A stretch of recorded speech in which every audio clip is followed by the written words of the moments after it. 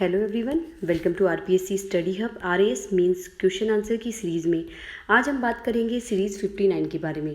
तो आइए स्टार्ट करते हैं आज के प्रश्नों को। आज का पहला प्रश्न है, अंकेक्षण किसी उद्यम के सफल संचालन के लिए अनिवार्य शर्त है। टिप्पणी कीजिए। 50 वर्ड्स यानी 5 मार्क्स में ये प्रश्न पूछा जा सकता है। उत्तर को किस तरह लिखेंगे? वित्तीय गतिविधियों की स्वतंत्र व निष्पक्ष जांच जो वित्तीय विवरणों की सत्यता, पूर्णता व वैधानिकता की पुष्टि करे, अंकेक्षण कहलाता है। सबसे पहले हम अंकेक्षण की डेफिनेशन लिखेंगे, वो भी 20 वर्ड्स में। अगर 20 वर्ड्स में अंकेक्षण पूछता है तो भी हम ये वाली डेफिनेशन लिख सकते हैं। ओके, दोबारा से देख लेते हैं। वित्तीय गतिविधियों की स्वतंत्र और निष्पक्ष जांच जो वित्तीय विवरणों की सत्यता, पूर्णता और वैधानिकता, मतलब कीवर्ड्स यहाँ पर हो गए स्वतंत्र और निष्पक्ष जांच और वित्तीय विवरणों की सत्यता, पूर्णता और वैधानिकता। ये कीवर्ड्स तो आपको डालने पड़ेंगे अंकेक्षण की डेफिनेशन में। ओके, फिर आगे चलते हैं। अंकेक्षण किसी उद्यम के वित्तीय विवरण से संस्था के स्वामी के लिए संस्था की वस्तु स्थिति को समझने में सहायता करता है। अब अंकेक्षण क्या करता है? कोई भी उद्यम हो गया, उसमें जितने भी वित्तीय विवरण होते हैं उसमें संस्था के स्वामी को ये होता है कि संस्था की वस्तु स्थिति यानी एक्चुअल पोजीशन क्या है, संस्था कहाँ स्टैंड करती है, कितना प्रॉफिट हो रहा है, कितना लॉस हो रहा है, ये सब ओवरऑल समझने में उसको हेल्प करता है।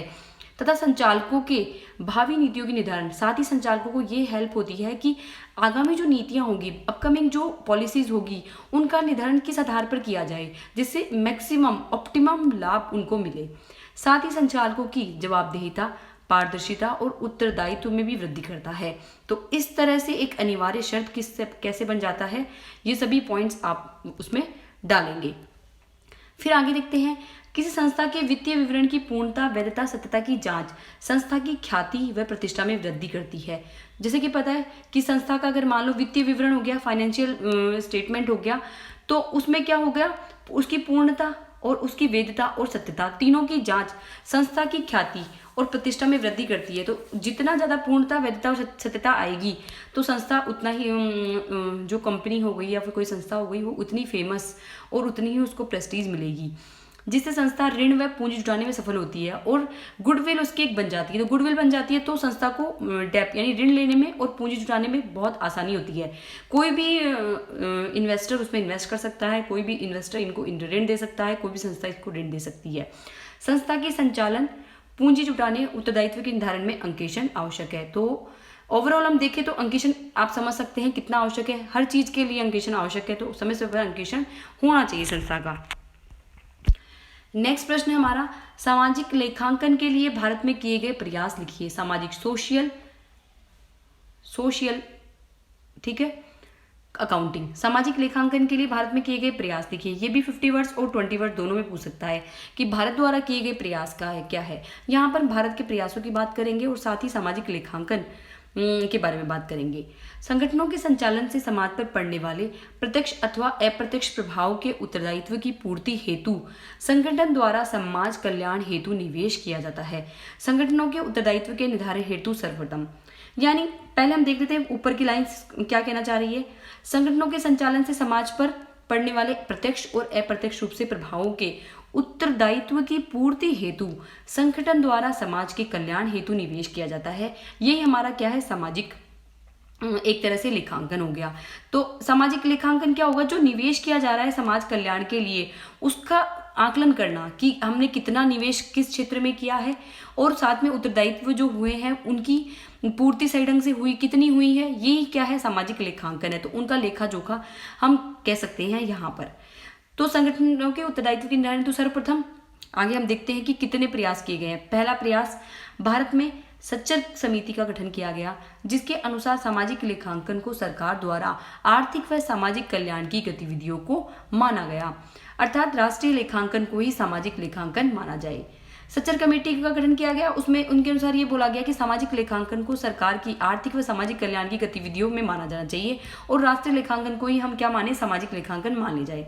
फिर उसके बाद में कंपनी अधिनियम 2013 आया। 13 में क्या हुआ, कॉर्पोरेट संस्थानों द्वारा अंशधारियों एवं हितधारियों को आर्थिक क्रियाकलापों की रिपोर्ट देना ही सामाजिक लेखांकन माना गया। यानी जब 2000 का कंपनी एक्ट आया तो उसमें अनिवार्य कर दिया गया कि सोशल अकाउंटिंग अनिवार्य है। क्यों? उसमें क्या होगा कि अंशधारियों और हितधारियों की जो आर्थिक क्रियाकलाप है उनको रिपोर्ट देना अनिवार्य है। इसी को हम क्या बोलेंगे? सामाजिक लेखांकन।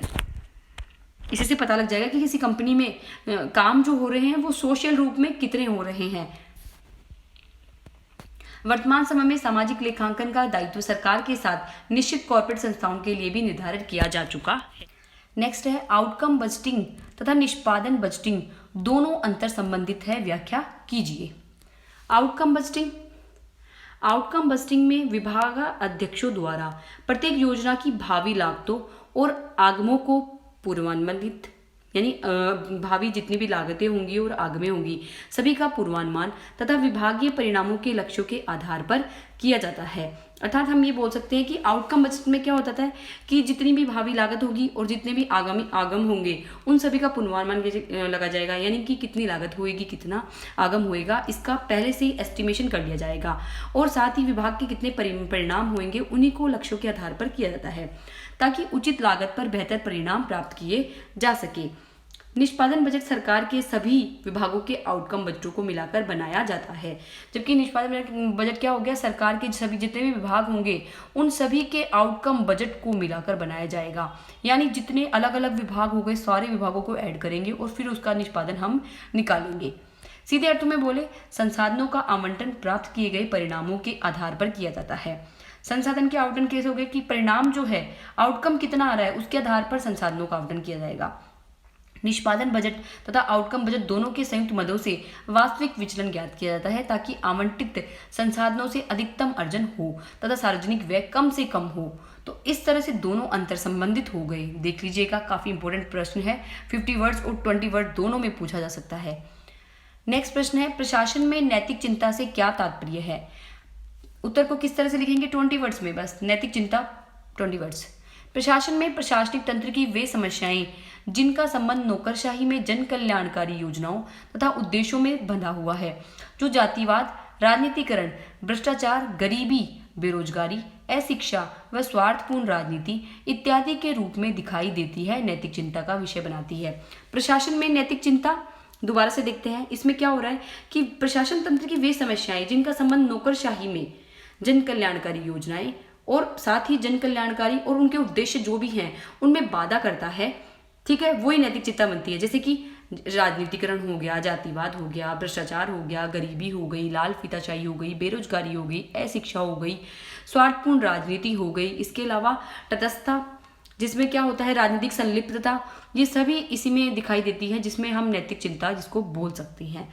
ओके, आई होप आज के प्रश्न आपको अच्छे लगे होंगे। So thank you for watching this video. Bye.